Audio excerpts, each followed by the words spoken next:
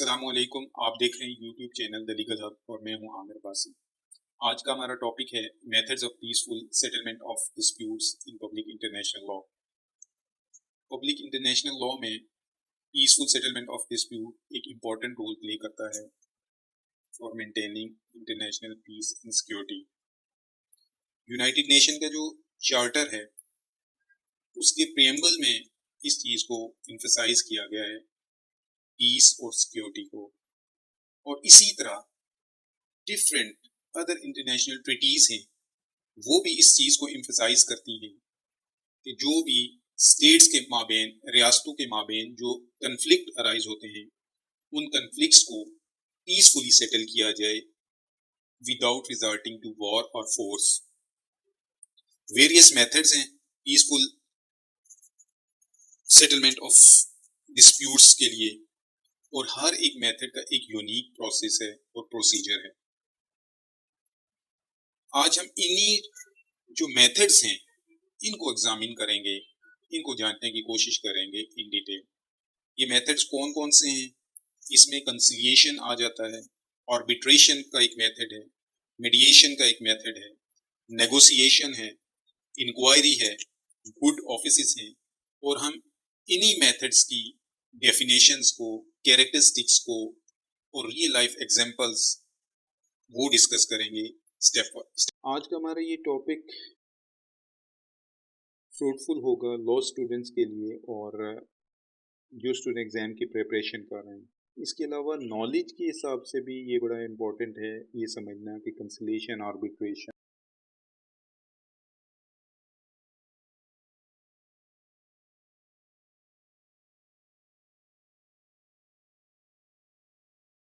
Now let's come to our first method, that is conciliation. What about conciliation? Conciliation basically एक dispute resolution का एक method है जिसमें एक impartial third party जिसे हम conciliator कहते हैं वो असिस्ट करता है दोनों पार्टीज को, डिस्प्यूटिंग पार्टीज को, कि वो किसी म्यूचुअली एक्सेप्टेबल सेटलमेंट तक पहुंचे। कंसिलिएटर प्रपोज करता है सेटलमेंट को और वो कुछ सजेशंस देता है कि किस तरह इन इश्यूज को बिटवीन द पार्टीज रिजॉल्व किया जाए। और कंसिलिएटर का जो रोल है वो नॉन बाइंडिंग होता है और it depends upon both parties कि वो जो कंसिलिएटर का प्रपोज सॉल्यूशन है उसे फ्रीली एक्सेप्ट करें या रिजेक्ट करें। कंसिलिएटर बेसिकली पार्टीज के दरमियान एक इम्पॉर्टेंट रोल प्ले करता है, पार्टीज की हेल्प करता है, उनको सजेशंस देता है, उनको रिकमेंडेशन देता है और एक प्रपोज सॉल्यूशन देता है to develop negotiation. There are various characteristics of conciliation जिसमें आ जाती हैं voluntary process, non binding, neutral third party. Voluntary process में जो डिस्प्यूटिंग पार्टीज होती हैं उनकी पार्टिसिपेशन वॉलंटरी हो, वो इस चीज पे एग्री हूं कि वो वॉलंटरी पार्टिसिपेट करेंगी इस प्रोसेस में विदाउट एनी प्रेशर। फिर जो कंसिलिएटर की जो रिकमेंडेशंस हैं या सजेशंस जिसे हम कहते हैं, सजेशंस हैं जो कंसिलिएटर प्रोवाइड करता है वो लीगली बाइंडिंग नहीं होती अनलेस के दोनों पार्टीज उसे एग्री ना कर दें। फिर कंसिलिएटर का जो रोल है, न्यूट्रल थर्ड पार्टी का रोल है, इसके कोई भी वेस्टेड इंटरेस्ट नहीं होते आउटकम से। ये जस्ट हेल्प करता है बोथ पार्टीज को जिनके दरमियान डिस्प्यूट अराइज होता है, उनकी हेल्प करता है ताकि वो किसी एक कॉमन ग्राउंड के ऊपर वो एग्री कर जाएं। जो नोटेबल एग्जांपल है कंसिलिएशन की वो बेस्ट एग्जांपल है कंसिलिएशन कमीशन फॉर पैलेस्टाइन। 1949 में यूनाइटेड नेशन ने एक कमीशन एस्टेब्लिश किया और उस कमीशन को टॉस दिया कि अरब इसराइल जो कन्फ्लिक्ट था उसमें असिस्टेंस फ्राहम की जाए दोनों पार्टीज को और इस कन्फ्लिक्ट को रिजॉल्व करने के लिए, जो कि 1945 की वॉर से चला आ रहा था। Although commission didn't directly impose solution, लेकिन इसने हेल्प जरूर की, सजेशंस दी, सेटलमेंट टर्म्स दी, जिसने टेंशन को कम किया। आर्बिट्रेशन आर्बिट्रेशन भी एक डिस्प्यूट सेटलमेंट का एक मेथड है, जिसमें दो पार्टीज के दरमियान जो कन्फ्लिक्ट अराइज होता है, उस कन्फ्लिक्ट को एक न्यूट्रल थर्ड पार्टी, जिसे आर्बिट्रेटर कहते हैं या पैनल ऑफ आर्बिट्रेटर्स कह सकते हैं, उनको सबमिट किया जाता है और वो इस चीज को डिटरमिन करते हैं, एनालाइज करते हैं, दोनों पार्टीज की जो डिस्प्यूट्स के मामलात हैं उनको जांचते हैं और उसके बाद आर्बिट्रेशन पैनल जो है या आर्बिट्रेटर एक डिसीजन देता है और ये डिसीजन दोनों पार्टीज पे बाइंडिंग होता है। आर्बिट्रेटर की रूलिंग जो होगी वो लीगली इन्फोर्सेबल होगी और बेसिकली आर्बिट्रेशन जो मोस्टली जो गवर्न की जाती है आर्बिट्रेशन, वो थ्रू इंटरनेशनल एग्रीमेंट गवर्न की जाती है और इसमें सेट आउट किए जाते हैं जो डिस्प्यूट रेजोल्यूशन के तमाम प्रोसीजर जो सेट आउट किए जाते हैं। आर्बिट्रेशन बेसिकली लाइक अ जज इसका रोल होता है, लेकिन डिस्प्यूट जो रिजॉल्व होते हैं आउट ऑफ कोर्ट होते हैं थ्रू आर्बिट्रेटर। और इसकी कैरेक्टरिस्टिक्स में बाइंडिंग डिसीजन है कि जो डिसीजन अवार्ड करता है आर्बिट्रेटर वो लीगली बाइंडिंग होता है दोनों पार्टीज पे और दोनों पार्टीज उन पे ऑब्लिगेशन इंपोज होती है कि वो इसको कंप्लाई करें। फिर arbitrator as a neutral third party role play करता है और ये इम्पार्शियल होता है और ये किसी भी पार्टी को फेवर नहीं देता, फेवरेटिज्म नहीं होती इसमें, ये इम्पार्शियली अपना रोल प्ले करता है। और फिर ये फॉर्मल प्रोसीजर के थ्रू, एक स्ट्रक्चर लीगल प्रोसेस के थ्रू उनको फॉलो करते हुए डिसीजन देता है। आर्बिट्रेशन की एग्जांपल में हम PCA case on the South China Sea 2016 हम डिस्कस करेंगे, जिसमें फिलिपाइन और चाइना के दरमियान मैरीटाइम राइट्स पे एक डिस्प्यूट अराइज होता है और वो ये डिस्प्यूट आर्बिट्रेशन के लिए परमानेंट कोर्ट ऑफ आर्बिट्रेशन को ये सबमिट करती हैं under the United Nation Convention on the Law of Sea, UNCLOS। और ये PCA Permanent Court of Arbitration जो रूलिंग देती है इन फेवर ऑफ फिलिपाइन के फेवर में ये रूलिंग देती है और जो चाइना का क्लेम होता है उसको निगेट करती है कि कोई इसमें लीगल बेसिस नहीं है as per public international law. This the best example of arbitration. Our third method is mediation. What about mediation?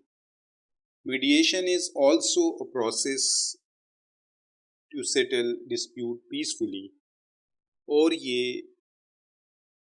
एक न्यूट्रल थर्ड पार्टी जिसे हम मीडिएटर कहते हैं, वो बेसिकली मीडिएशन में जो बिटवीन द पार्टीज कम्युनिकेशन को और नेगोशिएशन को फैसिलिटेट करता है, हेल्प करता है, ताकि वो म्यूचुअली एक्सेप्टेबल एग्रीमेंट तक वो पहुंचे।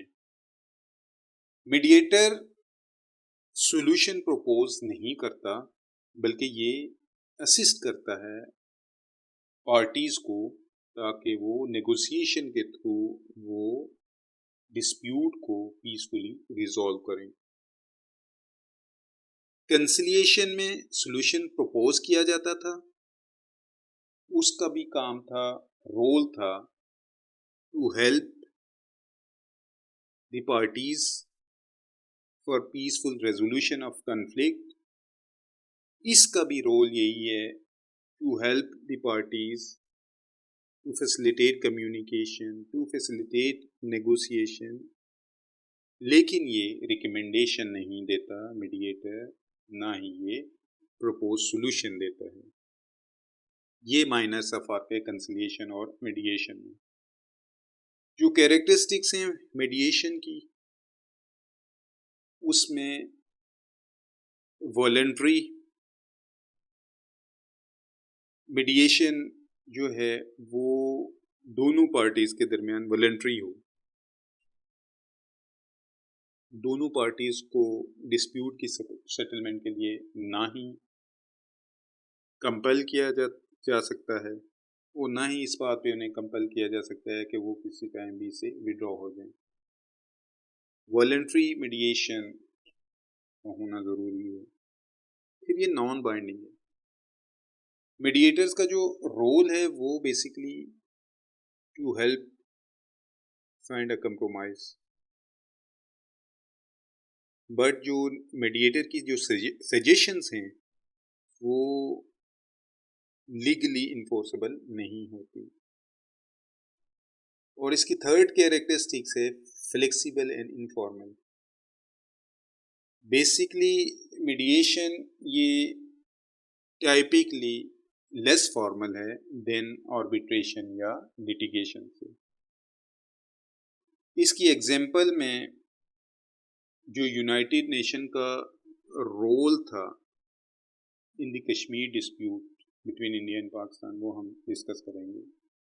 अगरचे United nation has not imposed binding solution on Kashmir conflict, but different mediators ने under the umbrella of United Nation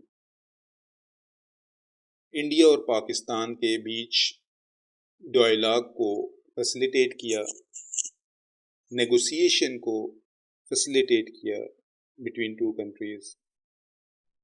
और इस एफर्ट के नतीजे में कुछ कन्फ्लिक्ट जो अर्ली स्टेज में कन्फ्लिक्ट थे वो कम किए, लेकिन इसका कुछ सॉल्यूशन यूनाइटेड नेशन ने डायरेक्टली ना इम्पोज किया और ना ही कोई बाइंडिंग सॉल्यूशन अभी तक हुआ। Now what about negotiation? ये चौथा मेथड है डिस्प्यूट सेटलमेंट का। और नेगोशिएशन में डायरेक्ट और इनफॉर्मल एक मेथड के थ्रू डिस्प्यूट को रिजॉल्व किया जाता है, जिसमें दो या दो से बेशतर पार्टीज वो डायरेक्टली कम्युनिकेट करती हैं एक दूसरे के साथ, ताकि वो म्यूचुअली किसी कंसेंसस या एक्सेप्टेबल एग्रीमेंट तक वो पहुँचें। और इसमें नेगोशिएशन का जो मेथड है इसमें डायरेक्टली दो पार्टीज ही इन्वॉल्व होती हैं, थर्ड पार्टी की इन्वॉल्वमेंट नहीं होती, अनलेस के दोनों पार्टीज एक एग्रीमेंट के तहत उन्हें इन्वॉल्व ना कर लें। जो कैरेक्टरिस्टिक्स ऑफ नेगोशिएशन है उसमें डायरेक्ट कम्युनिकेशन है कि दोनों पार्टीज डायरेक्टली नेगोशिएट करती हैं, टेबल टॉक करती हैं बगैर न्यूट्रल थर्ड पार्टी की इन्वॉल्वमेंट के। फिर है वॉलंटरी एंड फ्लेक्सिबल। नेगोशिएशन का जो मेथड है ये वॉलंटरी भी है और फ्लेक्सिबल भी है। ये दोनों पार्टीज की विलिंगनेस पे है, रजामंदी पे है कि वो जब चाहें जिधर चाहें वो नेगोशिएट कर सकते हैं for peaceful resolution of dispute. फिर ये नॉन बाइंडिंग है। जो नेगोशिएशन का आउटकम है ये लीगली बाइंडिंग नहीं है कि जब तक के दोनों पार्टीज कोई फॉर्मल एग्रीमेंट साइन ना कर लें। इसकी एग्जांपल कैंप डेविड अकॉर्ड 1978 है, जो मिस्र और इसराइल के दरमियान एक सक्सेसफुल नेगोशिएशन थी, और ये एक prime example of successful negotiation इसे हम कहेंगे।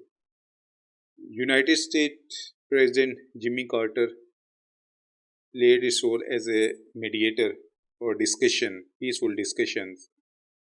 अगरचे जो फाइनल एग्रीमेंट था वो मीडिएशन के थ्रू, यूएस प्रेसिडेंट की मीडिएशन के थ्रू नहीं था, बल्कि जो इजिप्शियन प्रेसिडेंट थे अनवर सादात और इजरायली प्राइम मिनिस्टर, उनके दरमियान जो डायरेक्ट नेगोशिएशन थी उसका नतीजा था एक एग्रीमेंट।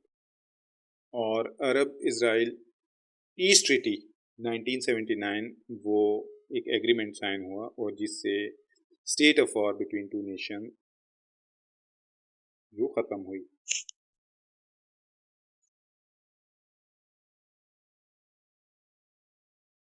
फिफ्थ मेथड है इंक्वायरी। पब्लिक इंटरनेशनल लॉ में जो पीसफुल डिस्प्यूट सेटलमेंट का जो पांचवा मेथड है वो है inquiry.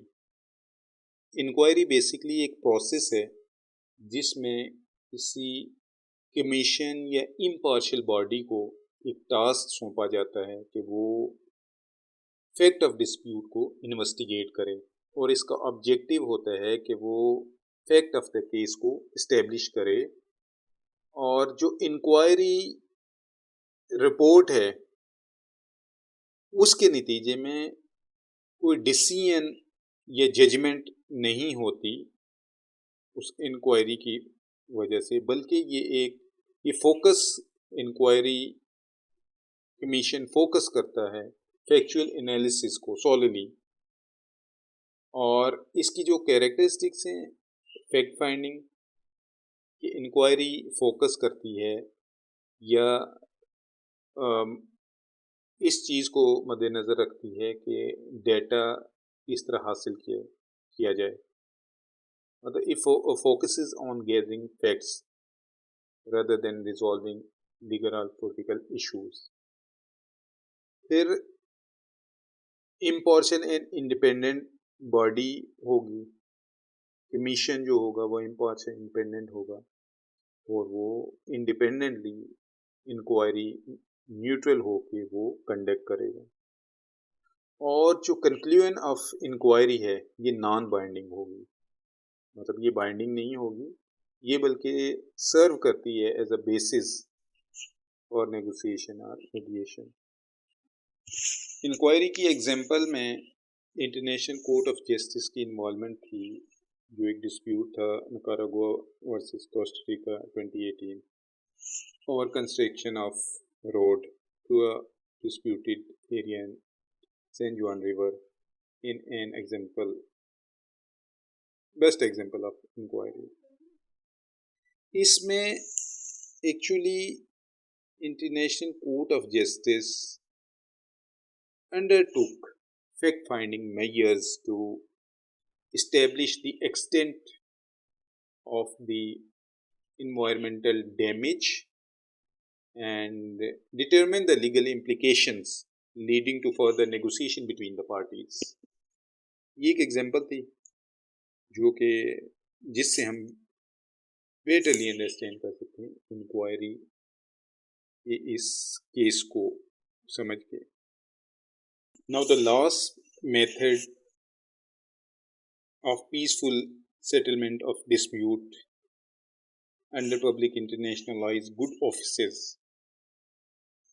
Good offices basically refer करता है डिप्लोमेटिक प्रोसेस को, जिसमें एक थर्ड पार्टी वो ऑफर करती है अपनी असिस्टेंस दो पार्टीज के बीच में और कम्युनिकेशन को फैसिलिटेट करती है और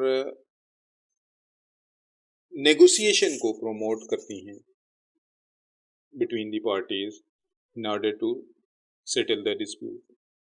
और जो थर्ड पार्टी है इसमें good offices as a third party इसका रोल होता है, और ये थर्ड पार्टी ये डायरेक्टली इन्वॉल्व नहीं होती, बल्कि ये ऐसे सर्कमस्टांसेस या कंडीशंस बनाती है जिसके नतीजे में इफेक्टिव नेगोशिएशन या मीडिएशन होती है। इसकी जो कैरेक्टरिस्टिक्स हैं उसमें फर्स्ट में है गुड ऑफिसेस बेसिकली फैसिलिटेटर का रोल प्ले करते हैं कम्युनिकेशन में, नेगोशिएशन में, और ये न्यूट्रल थर्ड पार्टी होती है, वो डायरेक्टली इंटरवीन नहीं करती नेगोशिएशन प्रोसेस में। फिर ये फ्लेक्सिबल होते हैं। Good offices can be used to initiate talks on open channel of communication. That's why they are flexible. तो नॉन बाइंडिंग होता है। थर्ड पार्टी जो गुड ऑफिसर्स का रोल होता है वो फैसिलिटेटिव होता है रादर देन डिसीजन मेकिंग, इसलिए ये नॉन बाइंडिंग होते हैं। इसकी जो हिस्टोरिकल एग्जांपल है गुड ऑफिसर्स की, role of United Nation during Suez crisis 1956 है। यूनाइटेड नेशन वो यूज करता है अपने गुड ऑफिसेस को as a neutral third party mediation के लिए। जो एक कन्फ्लिक्ट था मिस्र, इसराइल, फ्रांस और यूके के बीच में, और इस मीडिएशन के नतीजे में इनके बीच जो अमन कायम होता है, सीज फायर होता है, और इसके नतीजे में यूनाइटेड नेशन इमरजेंसी फोर्स भी इस्टेब्लिश होती है। These were all the methods of peaceful settlement of dispute under the public international law, and we had discussed all these methods in detail along with characteristics and real life examples, and we also gone through about the unique features of all these methods, or